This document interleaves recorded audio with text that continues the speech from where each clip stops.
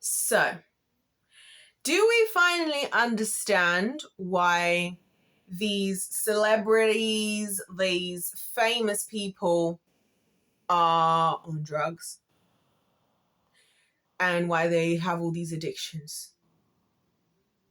Do we get it now? Because here's the thing, right, that infuriates me about the adult population. I think we all know there's many of those things, mainly for the fact that I'm a teacher. So I'm getting it bad on all ends, right? The parents are hard work. The freaking system is hard work. The only thing that's not hard work is actually teaching the lessons anyway. So these celebrities, right? Now that we know what they've been going through, a lot of them behind the scenes. I say now that we know, those of us here on the winning team, shout out to y'all, because we've been knowing. We stay knowing and we stay been knowing. We've been done knowing that this is what these people were doing. So let's think logically for a second. What if, and to me this makes sense, because can I tell you something? From the traumas that I've been through, if I wasn't for Jesus, if I didn't have Jesus, I'll be on the cocaine. I can assure you. Because listen, this place is the ghetto and it is hard to cope and it is hard to make it to tomorrow when you've been through certain things. And I haven't even been through the worst things that people have been through. So when I see these celebrities, when I see anybody in these types of situations, I don't judge them. I don't judge them at all because I fully understand that when you're going through certain circumstances, right, when you're going through certain traumas in a situation, particularly, and this is what I think people miss, when there's nowhere and no one who believes you or can protect you or whatever, because people will say like, oh my gosh, we care so much. They should just ask for help. So ask for help. Where? Because it's the same stupid adult population that for decades was supporting, even still now, the likes of Bill Gates, which we're going to be bringing Bill Gates into the chat today, by the way, who've been supporting all these folks for decades. So how was anybody supposed to speak up when you're there defending them, when you're there supporting them, when you're there like, oh no, there's no way that anything could have happened? You know? This is what people don't realize. There's certain kinds of predators, right? There's some predators. People are quick to be like, if there's the man with in the van with the candy, you know, kind of idea. Oh wow, this guy's with the stay away from the man in the van with the candy. But we'll leave you to stay at P. Diddy's house for 48 hours. Same thing with Jimmy Savile, who was like a popular radio host here in the UK, like very well known. I think he was a radio host. I'm not sure, but he was like a presenter personality. I don't know what you call it, right? So even with him, when you look into the stories behind all of that, people were quite literally leaving their kids in his green room. Mothers will come to the green rooms. He'll be like, yeah, leave your kid with me for an hour. And they will leave their kids in the green rooms. It's not making sense. Like, it's not making sense, everybody. And this is what I'm trying to say. Like, when you're out here judging, right, all these people all saying, oh my gosh, they're getting caught up.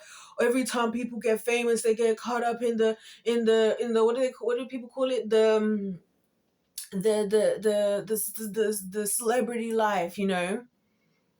No, they're just a party girl now. He's just a this, whatever now. No.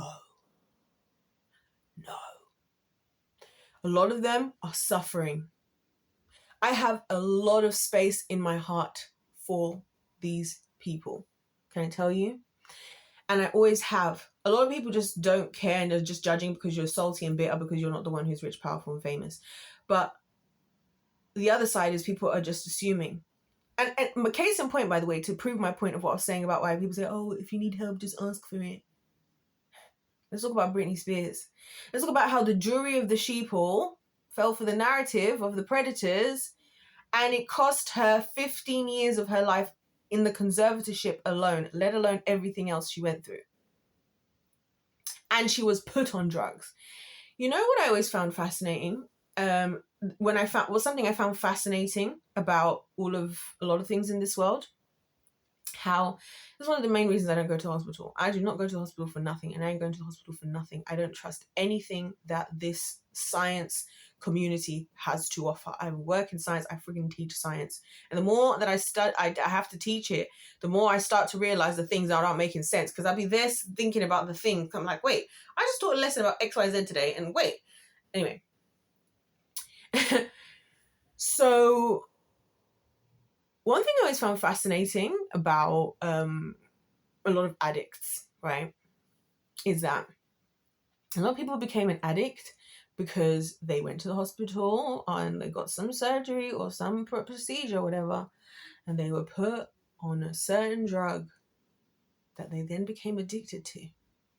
But as is the nature of society, as soon as, you know, if they now develop an addiction, they're just thrown to the walls, fed to the lions. You know that song, Feed Them to the Lions? I've been thinking that song I've been listening to a lot recently, because I just feel like there's so many areas of society, like a lot of parents today, I feel like that's the energy it's giving. It's giving Feed Them to the Lions. But anyway, leaving your child unsupervised on the internet, feed them to the lions. Anyway, yeah. I'm so distracted. Yeah, they get addicted. So think about even these people just in the industry who've been at some of these parties where it's clear that people have been taking drugs and people have been on just certain drugs that they've been forced to take. I love how no one's talking about T.I. and Tiny, who are also known to drug people at their houses and do weird stuff, right? Yeah. So they could also be addicts because of that. Whatever the story is, right? We as a society need to start to think critically and look at the reasons why a lot of these things might be happening, and the reasons why they might be happening consistently, and why there's these trends, and not assume the worst. Like I said, I do believe a lot of the assumption is because a lot of people are just bitter and salty that you're not the rich and famous person. So it's like when you see somebody, you don't want to, it's like, how can you be going through anything when, like, how can you be going through anything when you're like so rich? It's like how people act. You know, I always talk about this whole pretty privilege thing, and I don't think that pretty privilege is as privileged as people think it is, because people don't believe that pretty people have problems. Because if you're a pretty person with a problem, or a good-looking person with a problem, people don't take your problem seriously. Because, like, how can you have problems in the face like that? How can you have problems with the body like that? It's all bitterness, because you feel like your solution in life would be to have those things. Like, if you had a body like whatever, if you had a face like whatever, if you had money, if you had this. But you see what you don't know. You don't know what goes on behind the scenes. Even like the thing with the pretty privilege thing. Good-looking people, particularly children who are, you know, considered good-looking, which is a very weird thing to say, but this is exactly what predators said. Like, actual predators that were interviewed are more likely to be sexually abused. Yeah. So, yeah. So what I'm trying to say here is something very simple. There's a lot of lessons to be learned of what's going on right now. I mean, we could have learned them, and if you've been on the channel, we already know. If you'd been on the channel, and honestly, if you were just thinking critically and thinking for yourself and anchoring yourself in the Lord, you would know these things already. I don't believe that people wake up wanting to destroy their life or to destroy their health or whatever. But I do think that in life, so many things can happen. And sometimes it's hard to have a will to want to make it to the next day based on the traumas that you have faced and the things that you're going through. And sometimes the help that people think is out there isn't there. It isn't. You know what happened to me once, right? So I was going grocery shopping. I actually made a video about this. I was going grocery shopping, and as I'm walking, I see this man on the phone, and he's screaming to whoever he's talking to that he's going to take his life, right? And as soon as I heard his voice and I heard what he was saying, it was like an immediate stab in the back of my heart. Like, it was horrific. I felt horrific for him. I don't know. I just always feel people's pain really strongly. I felt so much pain anyways in the moment when I heard his voice. And he was saying, I'm gonna take my life. I'm gonna take my life. And I was there and I was thinking to myself, am I going to just walk and ignore everything that's happening like everybody else was doing? Because that's exactly what everybody else does. That's what I'm saying. People say, oh, there's help out there. Oh, we care. But everybody was just walking past and was not doing anything, right? So I thought to myself, I just did my usual prayer that, Lord, protect me. I'm going to go and speak to this man because he looks like he's going through it, right? And so I walk up to this guy and I say to him, do you want to talk? Like, I just said to him, do you want to talk? Right? Because I didn't like, say whatever. I didn't start telling him about why he should want to live. I didn't start telling him how there's people that love him, because you don't know that. That's why I think society is really annoying. Like, you say a whole bunch of things and it sounds nice, but you don't know that, right? And you'll see what I mean when I finish what I'm about to say here as well, right? But like I said, Britney Spears is case in point, because who's the people she was supposed to reach out to, right? Who would have been the very people this is one of the reasons I don't want to end up I can't lose my sanity, because the very people that people would call for me if I went to hospital, or would be the people that I don't want to be called. Right? The very people that would be called when Britney was going through whatever are the very people that were doing the things to her that were causing, you know what I'm saying? So this world is like, it's not what the way that people think things are, it just isn't sometimes, or a lot of the time. Not always though. But anyway, so I woke up to this man and I was like, I said to him, do you want to talk? Like, do you want to talk for a second? Like, because I just wanted to talk and see what was going on. Because he was not screaming, but he was talking quite loudly and he was saying, I'm going to take my own life.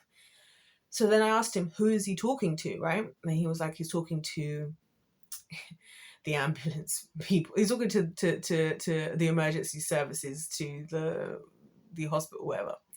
Now, I know from experience that this is not going anywhere. Anywhere helpful. Oh my gosh. So I was like, right, I understand the problem immediately. This is what I'm saying. Like, because listen, I've like in other darker seasons of my life, I've really dealt with the system like on a personal level. Like, not only have I dealt with on a personal level, I've seen it for others. So I know that so many of these like organizations, even like CPS, for example, people say, oh, that's called Child Protective Services. Child Protective Services is one of the worst things that I think people could send a child to. Now, they've never affected me negatively directly, but I've seen how they've made a lot of kids' lives worse off. They've also been the reason why a lot of kids have ended up becoming abused, whatever, right? Anyway, I digress. So I woke up to this man and he's like, whatever. And I was like, do you want to talk? I was like, let's have a conversation, because I knew that that call was going nowhere, because he then put them on speaker so I could listen. I don't know why he was so happy to just tell me what was going on. And then they were like, sir, you don't need to do that. You don't mean that. What you need to do. And what they were saying was just so unhelpful. I was like, this man, it doesn't want to be here, right?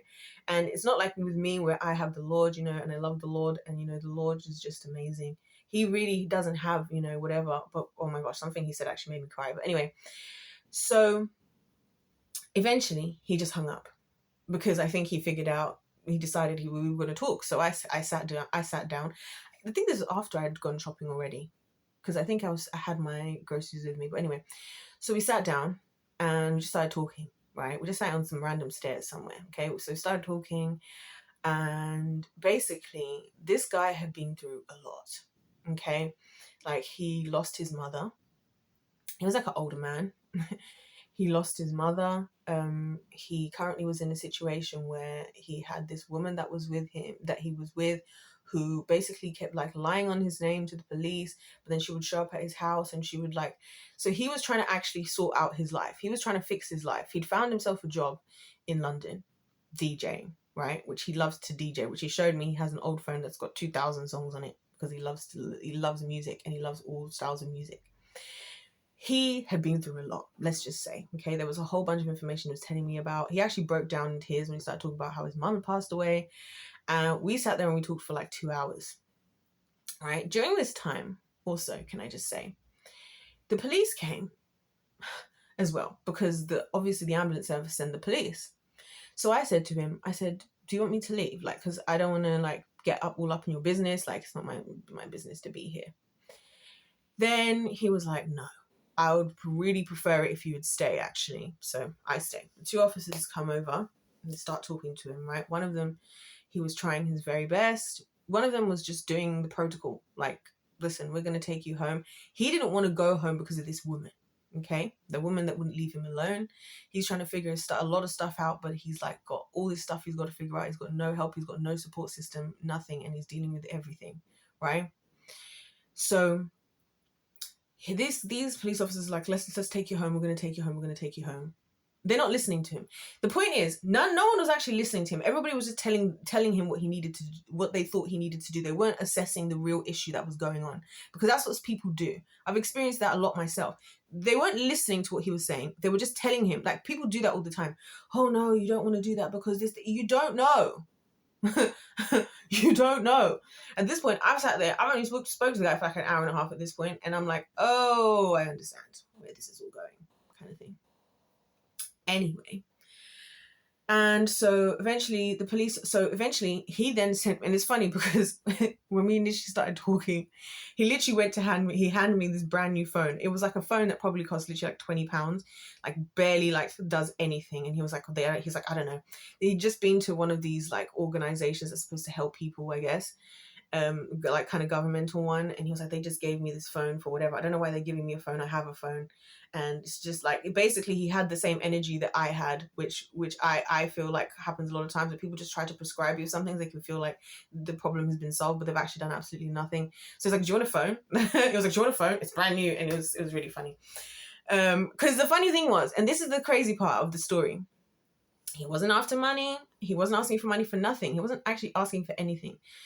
In the end, the conclusion became, the police left in the end, right? Because I started to ask them questions about certain things as well, because I was like, I need to help this guy.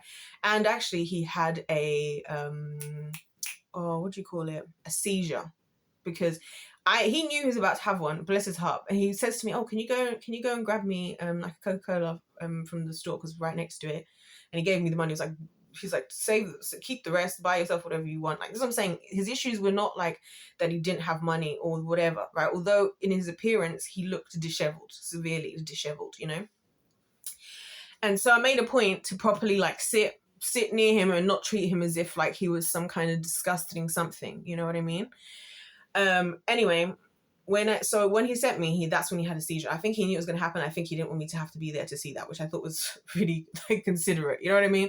That's what I'm saying. His bro was going through it, and he was still being so nice to me, even though he doesn't know me, and even though the world has been so horrible to him.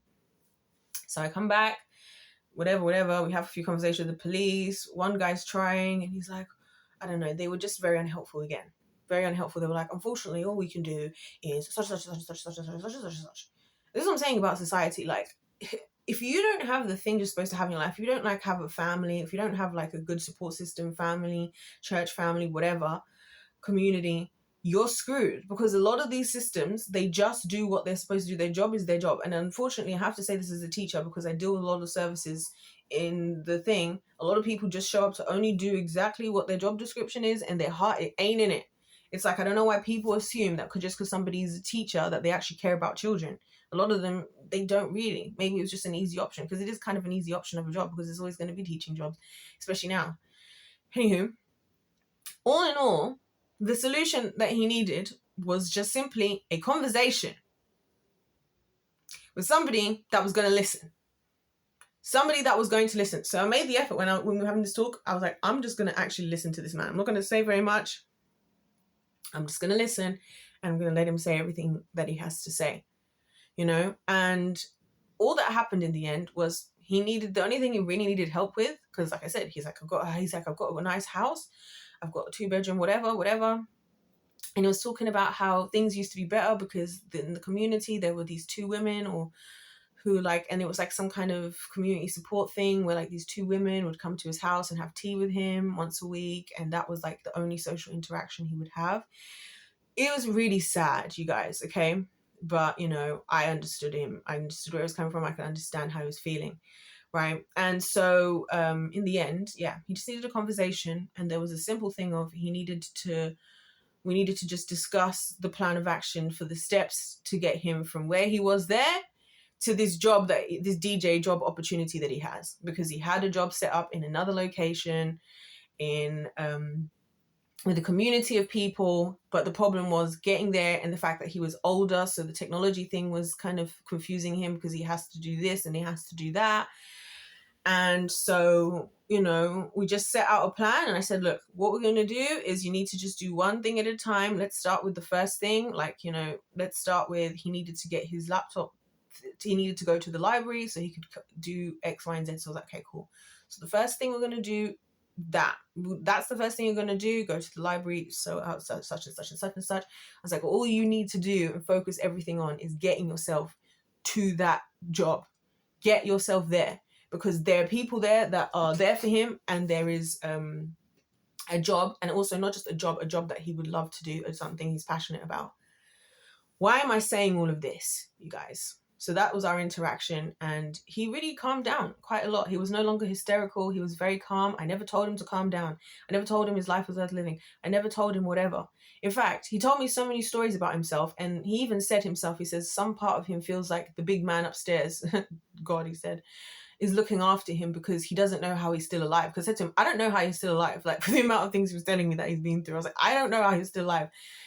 And so, yeah, that was that. We had a plan, we had a strategy. He knew what he needed to do. He had calmed down significantly down from where he was in his hysterical state, before.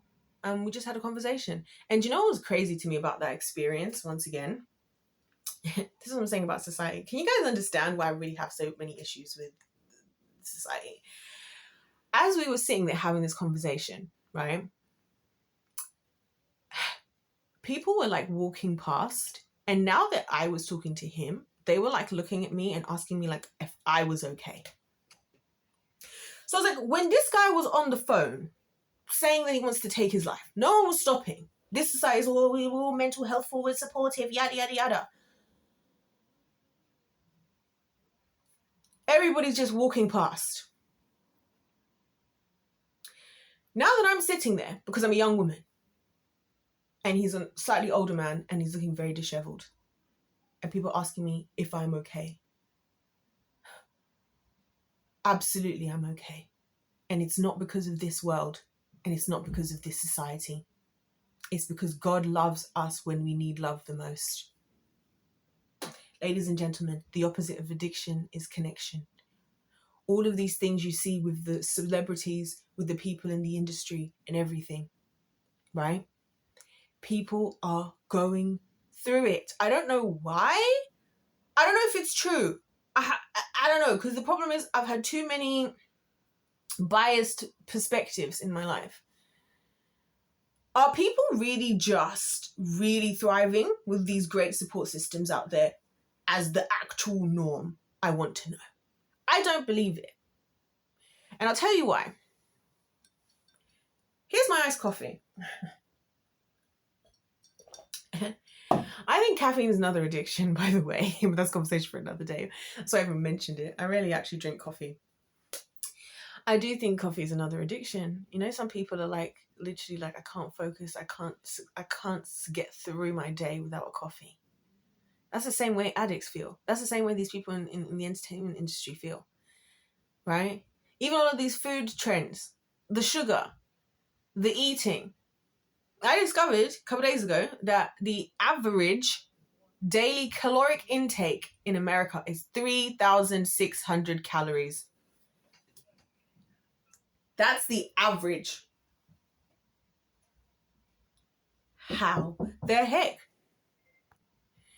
Like, whether we realize it or not, as a society, I just think that there's so many ways in which people are coping with the horrific state of humanity right now. I just think that there are scales to it, and that there are everybody picks their poison.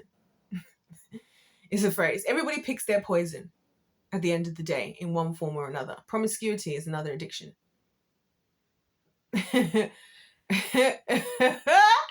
Gaming, addictive.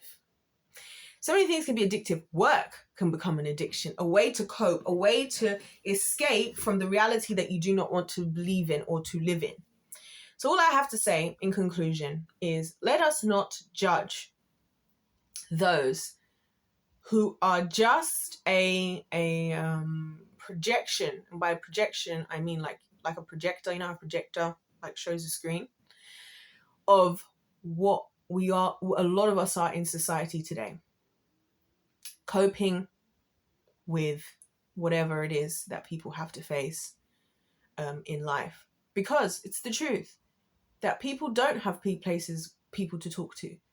I can't believe that in modern society where I can be here making a video that can reach the entire world, and yet people are getting lonelier and lonelier. I can't believe that we have a situation where people have to outsource somebody to talk to because they have to pay. I'm talking about therapy here. Because therapy didn't exist once upon a time because it didn't need to. People had communities. People had a village of people that loved them, and not just love them when it's fun and it's easy, but love them at their worst. People would actually step in to help others. So, yeah, let's leave that there. That was quite a heavy one. But I hope you guys can understand anyway. My heart is in the right place. I just want people to live a good life. The Bible says that Jesus came to give us life and life abundantly, and that the enemy came to kill, steal, and destroy.